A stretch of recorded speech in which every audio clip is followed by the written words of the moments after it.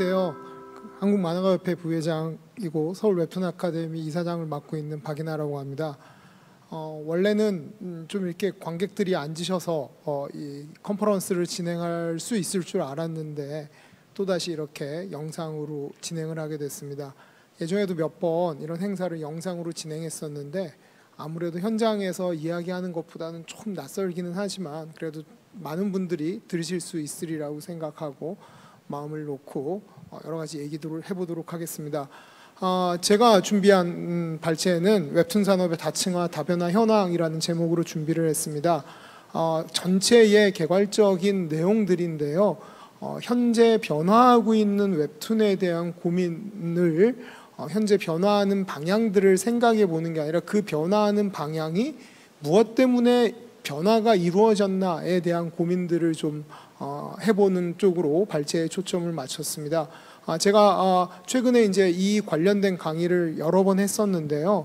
그런 고민을 하게 된 거는 계속 시장은 계속 변화하고 있습니다. 계속 변화하고 있고 또 우리가 생각하는 방향으로 변화하기도 하고 생각하지 못하는 방향으로 변화하고 있기도 하는데 항상 그 변화의 현황을 정리를 하는 것보다는 우리가 더 근본적으로 도대체 무엇이 이런 시장을 생태계를 변화시키고 있는지에 대한 고민들을 정리하는 게 앞으로의 변화들을 예측하는 데 더 효율적일 거다라는 생각을 하게 됐습니다.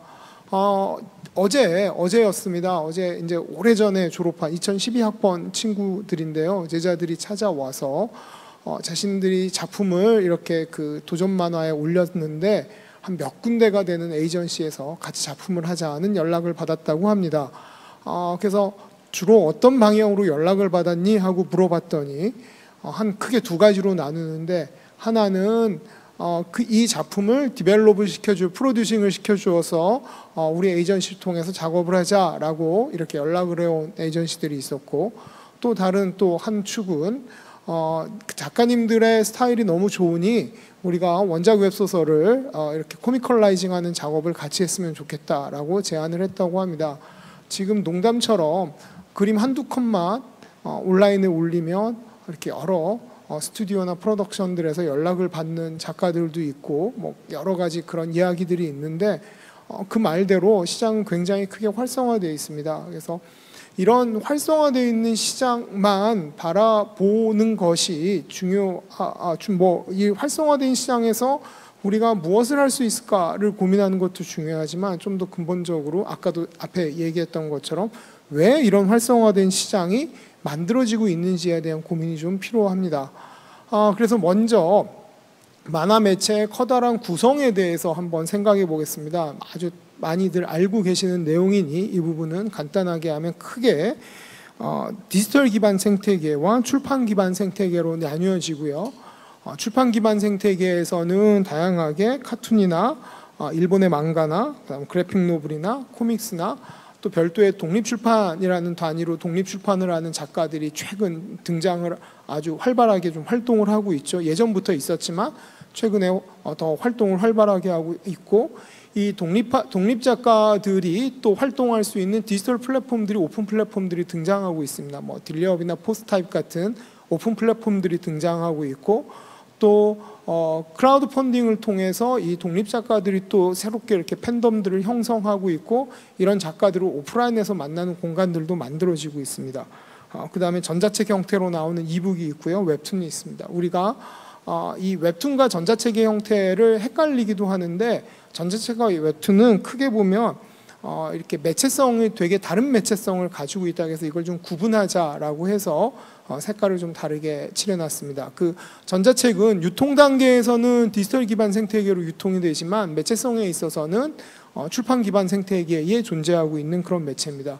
제가 매체성이라는 이야기를 드렸는데요. 이 매체성이라는 것은 뭐 아직 명확하게 이렇게 정의되거나 이 매체성이 어떻게 많은 것들을 바꿔나가느냐에 따라서 뭐 다채로운 연구가 있지만 만화 쪽에서는 이런 연구가 많이 있지는 않았습니다. 그런데 최근에 이 계속 변화하는 생태계에 대해서 고민을 하면서 저는 개인적으로 형식과 독서 방법과 목적과 같은 여러 매체를 구분하는 이런 특질들이 생태계의 변화를 주고 있고 내러티브의 변화를 주고 있다라고 하는 그런 고민에 도달했습니다. 그래서 이거를 한 두 가지 사례에서 좀 살펴볼 수 있을 것 같은데요. 우리가 잘 아는 출판 만화입니다. 출판 만화는 근본적으로 이렇게 책이라는 매체를 통해서 독자에게 전달됩니다.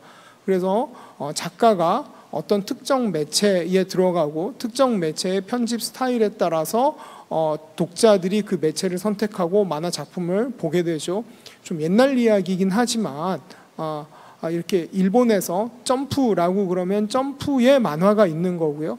일본의 모닝이라고 그러면 모닝의 만화가 있죠. 옛날 이야기는 아니지만 지금 뭐 계속 나오고 있는 매체이죠.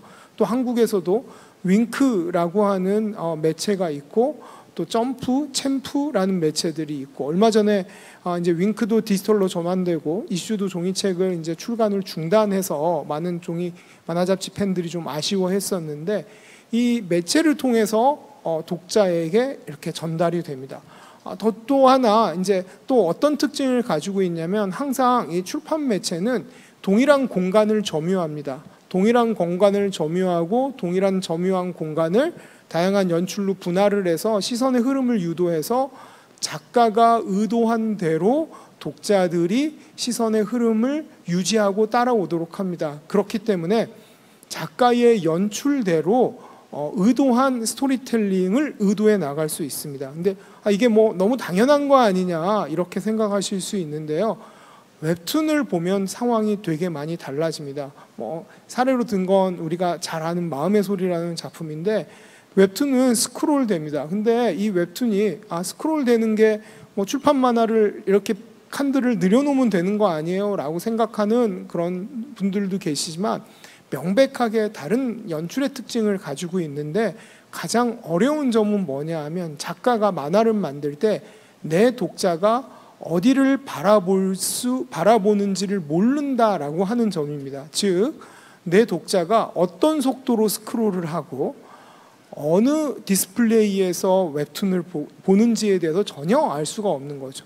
책을 보는 독자들은 모두 다 동일한 매체에서 동일한 사이즈의 책을 보고 내가 연출해 놓은 대로 첫 번째 칸으로 진입을 해서 그 다음부터 시각의 흐름의 순서대로 스토리텔링을 따라가는데 웹툰은 그러지 않고 전혀 새로운 내가 독자들이 보는 곳을 어디를 바라보고 있는지를 모른다는 고민에 부딪히게 됩니다. 그래서 이러한 형식과 독서 방법의 변화가 매체성의 변화를 만들어내는데요.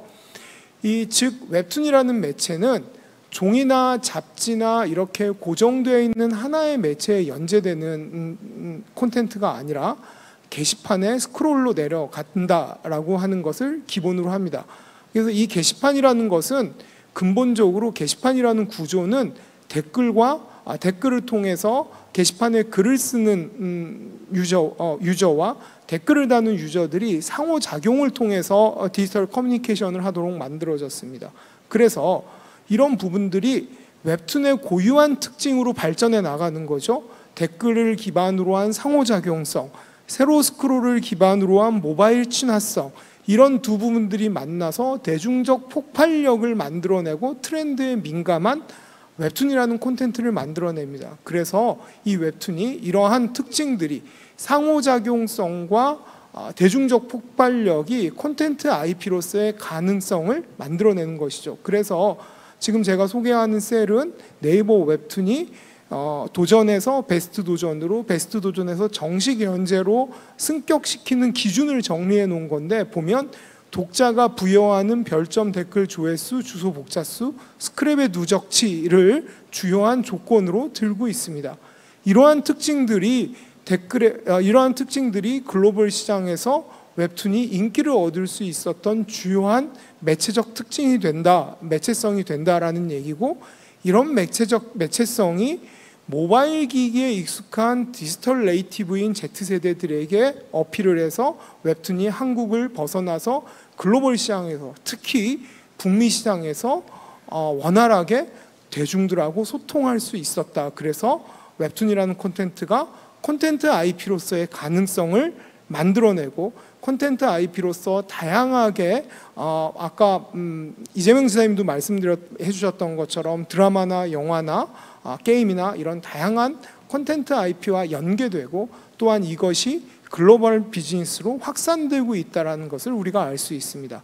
앞에 말씀드렸던 지금에서 보는 1차원적인 생태계의 구조는 전통적인 만화 콘텐츠의 공급 사슬이고요.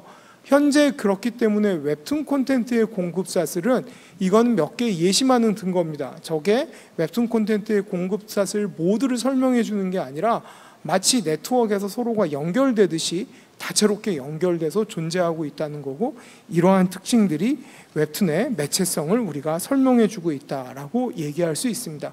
그래서 결론적으로 마무리를 짓겠습니다. 이러한 특징이 기반을 해서 결국 시장이 점점 생태계가 확산되고 커지고 이 안에 다양한 시장 참여자들이 들어오도록 하는 게 현재 웹툰 생태계의 변화 트렌드입니다. 제가 그래서 몇 주 전에 잡코리아에 웹툰이라는 키워드로 뽑고 있는 구직란을 검색해 봤더니 무려 369건이나 되는 다양한 직종들이 검색됐습니다.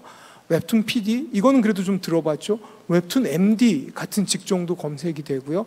작가, 그 다음에 배경을 만드는 사람, 컬러를 하는 사람, 여러 사람들이 검색이 됐습니다. 즉 우리가 앞에서 얘기했던 것처럼 웹툰이라는 독특한 매체성이 디지털 친화적인 매체로서의 웹툰 생태계를 만들어내고, 그리고 이것이 콘텐츠 IP로서의 가능성을 확장해주고 글로벌에서 Z세대라는 새로운 디지털 네이티브 독자하고 연결해주고, 그리고 그러한 특징으로 인해서 더 시장 생태계를 확산을 시키면서 다양한 시장 참여자를 만들어내고 있다라고 하는 점들을 우리가 웹툰 생태계의 웹툰 산업의 다층화, 다변화 현황으로 요약할 수 있을 것 같습니다. 좀 긴 시간이었으면 좀 다양하게 사례를 들면서 설명해 줄 텐데 나머지 내용들은 추가적인 발제와 토론을 통해서 더 알아보도록 하겠습니다. 감사합니다.